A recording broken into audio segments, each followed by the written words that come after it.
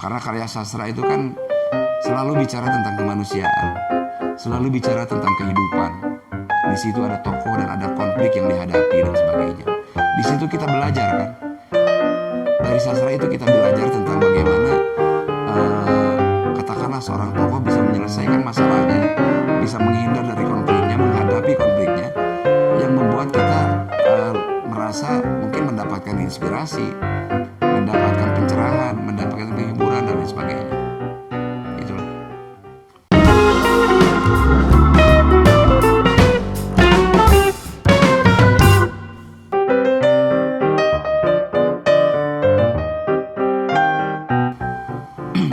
Pengalaman yang paling teringat berkesan ya. Ya saat menerima honor tulisan, saat menerima sesuatu mungkin yang membahagiakan ya. Jadi begini, dulu ketika masih banyak media cetak yang memuat karya sastra, cerpen, puisi dan lain sebagainya, ya setiap tulisan yang dimuat kan mendapatkan honor. Jadi sangat membahagiakan, berkesan itu. Kedua, kalau mendapat penghargaan, saya pikir mungkin tidak bisa menafikan bahwa hal itu bisa membuat kita benar-benar merasa diakui ya. Yang paling berkesan adalah ketika karya kita dihargai oleh orang lain, oleh pihak lain. Jadi ketika kita mendapat semacam penghargaan, anugerah atau apapun ya, itu tentu saja memberikan kesan khusus ya. Setidaknya kita menjadi lebih percaya diri sebagai seorang penulis karena ada pengakuan-pengakuan seperti itu. Selain misalnya ada apresiasi yang secara langsung diungkapkan oleh pembaca, oleh siapapun yang mungkin secara ini bisa menghargai karya kita lah ya. Itu penghargaan yang sangat luar biasa. Setidaknya bagi saya yang kerjaannya menulis.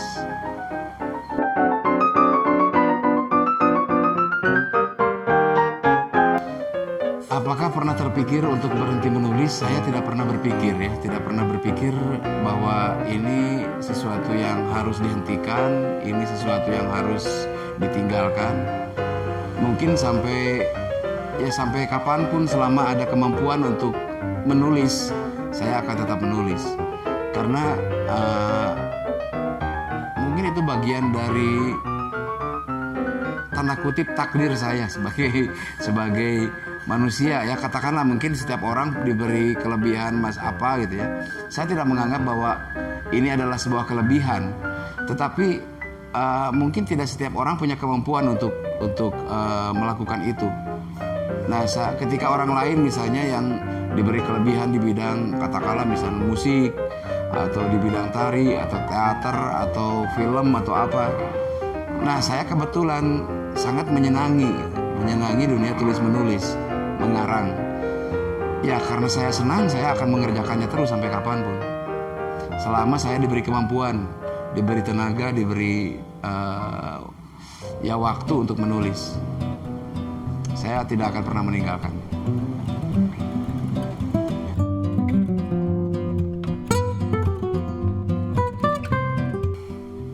Yang mungkin yang mendapat penghargaan ya, saya tidak bisa mengukur sendiri ya. Saya tidak bisa mengukur sendiri karya yang saya buat apakah bagus atau tidak gitu. Karena kadang-kadang mungkin ada hal-hal yang sangat subjektif yang membuat katakanlah merasa terus ditantang gitu ya. Karena kalau menganggap bahwa satu karya bagus menurut saya sendiri, ya mungkin bagi orang lain tidak, dan itu jadi katakanlah jadi masalah juga buat saya ya. Artinya yang mendapat penghargaan seperti misalnya saya menulis naskah drama juga kan, dan saya fokus sebenarnya 70-30 mungkin ya kalau dipresentasikan, bahwa saya menulis 70% itu bahasa Sunda, 30% bahasa Indonesia. Naskah-naskah drama saya, naskah-naskah lakon itu kebanyakan dalam bahasa Sunda, dan ada beberapa yang mendapat penghargaan. Misalnya Jeblog, kemudian Sadrah, itu saya salah satu yang mungkin bagi saya, kemudian bagi pihak lain itu salah satu yang bagus mungkin ya, atau ada yang bilang juga masterpiece dan apalah gitu ya. Kemudian dalam puisi ya Miang kan yang diterbitkan Langgam Pustaka itu mendapat hadiah sastra Rancage, artinya ada pengakuan. Jadi mungkin itulah. Jadi karya-karya puisi dalam Miang, kemudian juga naskah-naskah drama. Kalau prosa mungkin ukurannya cerpen, yang mungkin yang mendapat hadiah sastra juga, termasuk puisi ya. Saya lupa judul-judulnya, lumayan lah, ada beberapa.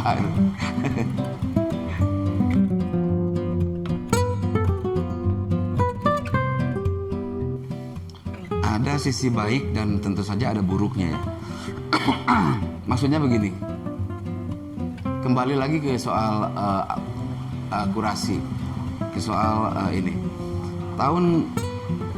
Periode tahun sebelum tahun 2000 ke sana, ketika belum ada POD dan lain sebagainya ya, untuk menerbitkan buku itu tentu saja cuma ada yang label-label major aja. Mungkin nasibnya sama seperti musik. Dulu tahun 80-an, 90-an untuk rekaman itu sangat susah, mahal. Tapi sekarang kita bisa rekaman di kamar dan memproduksi lagu. Ya sama saja dengan sastra ya. Dulu untuk menerbitkan karya, baik kumpulan puisi, kumpulan cerpen, itu kan jarang yang secara langsung mungkin menerbitkan sendiri. Tapi biasanya mengajukan ke penerbit, kemudian menanti seleksi, apakah lolos atau tidak. Tapi sekarang siapapun bisa menerbitkannya sendiri. Ya bagusnya ada proses yang lebih cepat gitu untuk publikasi. Tapi mungkin sisi lain yang harus menjadi catatan ya proses ini kurasi tadi. Jadi pada akhirnya mungkin pasar yang menentukan apakah karya yang diterbitkan itu akan mendapat tempat atau tidak ya setelah dilempar ke pasaran ya. Dan mungkin yang menjadi kelebihan sekarang ya dengan banyaknya penerbit independen, saya tidak mengerti dengan istilah independen ya untuk penerbit, karena mungkin sekarang ya agak susah juga kalau dikatakan ada penerbit major, ada independen. Ya katakanlah penerbit saja ya. Dengan banyaknya penerbit ya itu akan mengisi ruang ketika media cetak semakin menghilang. Kan media cetak sekarang semakin tidak ada ya. Ruang sastra di koran, di majalah sekarang sudah semakin tidak ada, tapi buku-buku semakin mudah untuk menerbitkan buku. Ya itu mungkin bisa mengisi kekosongan di sisi itu ya. Jadi bagi saya tidak masalah dan ya sangat memudahkan juga kan untuk publikasi. Cuman saya berharap orang-orang yang bergerak di penerbitan itu ya serius, menerbitkan buku secara serius ya. Artinya ada tim khusus yang seperti di Langgam mungkin misalnya ada yang menyeleksi naskah, kemudian ada editor, ada pemeriksa aksara dan sebagainya. Jadi yang dijual ke pasar itu benar-benar buku yang layak baca. Bukan secara kualitas, secara lebih jauhnya, terlalu jauh tidak. Tapi setidaknya tidak menyesatkan pembaca dengan kesalahan ejaan, kesalahan tulis dan sebagainya. Minimal seperti yang orang dagang pisang goreng kan, jangan sampai terlalu asin, jangan terlalu manis misalnya. Jadi terlalu ada kontrol gitu, dalam penerbitan buku. Dan ya saya kira Langgam di Tasik ini sebagai pionir ya dalam penerbitan buku. Luar biasa.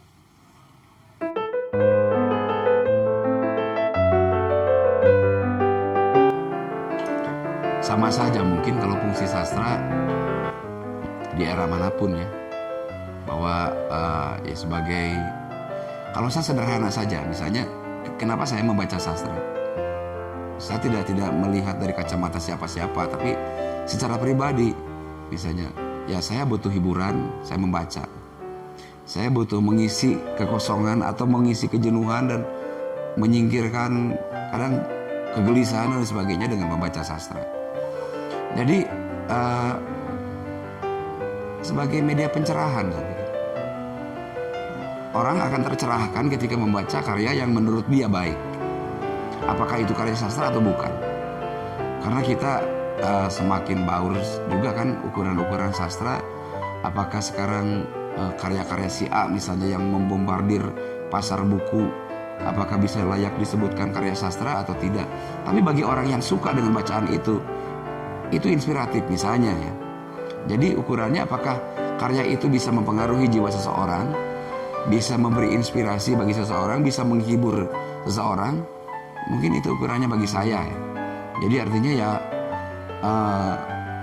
itu tadi sebagai media untuk memberikan pencerahan batin gitu. Selain bisa menambah pengetahuan dan sebagainya. Karena karya sastra itu kan selalu bicara tentang kemanusiaan, selalu bicara tentang kehidupan. Di situ ada tokoh dan ada konflik yang dihadapi dan sebagainya. Di situ kita belajar kan. Dari sastra itu kita belajar tentang bagaimana katakanlah seorang tokoh bisa menyelesaikan masalahnya, bisa menghindar dari konfliknya, menghadapi konfliknya, yang membuat kita merasa mungkin mendapatkan inspirasi, mendapatkan pencerahan, mendapatkan kehiburan dan lain sebagainya. Itulah.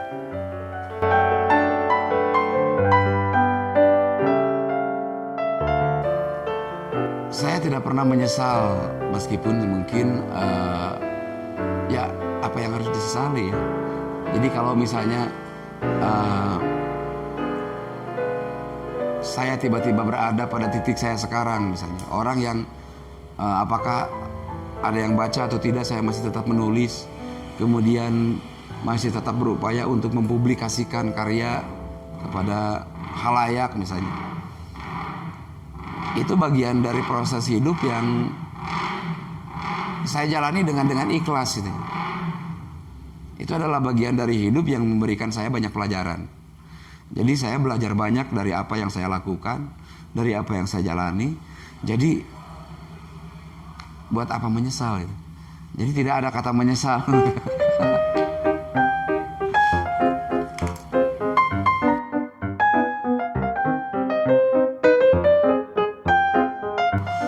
Saya tidak bisa mengatakan seorang orang per orang ya. Tapi banyak sekali karya para sastrawan yang menurut saya sangat inspiratif. Bahkan mungkin juga memberikan banyak hal terhadap diri saya. Ya banyak sekali. Seperti halnya saya tidak bisa menyebutkan siapa penyanyi yang saya sukai misalnya. Tapi kalau misalnya harus membuat sebuah penilaian, saya lebih memilih lagunya. Misalnya ini lagu yang saya sukai, siapapun penyanyinya. Karya sastra itu kan kadang seperti itu. Saya menyukai Gunawan Muhammad, tapi juga ada karya Gunawan yang kurang begitu suka misalnya.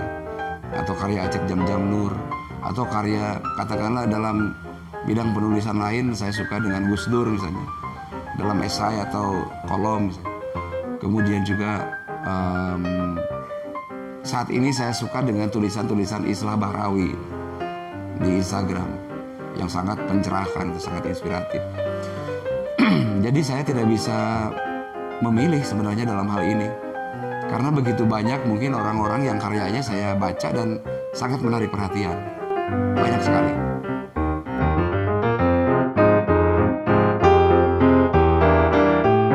Saya malah disangka oleh beberapa orang sebagai bagian dari Langgam Pustaka. Karena apa? Ya karena saya turut mempublikasikannya, turut ngasih tahu orang-orang tentang Langgam Pustaka. Misalnya ada yang Kang, badan nerbitin buku ya misalnya. Manawi Akang tiasa, pasti Langgam Pustaka yang saya publikasikan gitu. Atau katakanlah mungkin yang kemarin ada sebuah SMA yang nerbitin buku misalnya. Untuk hari ini atau besok tanggal 28 Oktober bulan bahasa, saya kasih nomor Langgam. Kenapa saya melakukan itu? Toh saya tidak mendapat apa-apa dari Langgam. Tapi saya bangga. Saya bangga di Tasikmalaya ada Langgam Pustaka yang secara serius menerbitkan buku-buku. Secara serius. Dalam arti mereka tidak sekadar menjadi tukang menerbitkan, tetapi ada tanggung jawab di belakangnya yang membuat penerbitan mereka mungkin layak untuk dibaca, layak untuk dianggap sebagai buku yang harus ada di perpustakaan. Karena itu tadi ada proses kan, ada proses penyuntingan, ada proses pemeriksaan bahasa dan sebagainya, yang membuat karya itu tidak sekadar terbit kemudian apa adanya ya. Jadi ada sesuatu di Langgam Pustaka yang membuat saya bangga. Saya sendiri kan menerbitkan di Langgam sudah 2 judul ya. Kumpulan Miang itu bahasa Sunda, kemudian yang Hikayat Pendekar Tua, kumpulan puisi. Jadi bagi saya Langgam itu ya, saya hanya bisa mendoakan semoga semakin maju, semakin berkembang, semakin kokoh, dan mudah-mudahan orang-orang yang mengelolanya juga tidak patah arang, tidak cepat putus asa ya. Karena bisnis ini mungkin secara materi ya dibanding dengan pemborong jalan misalnya ya mungkin agak jauh ya. Tapi ya di sini kita punya kebanggaan bahwa Langgam Pustaka menjadi bagian dari literasi masyarakat, bagian dari pengembangan intelektualitas masyarakat,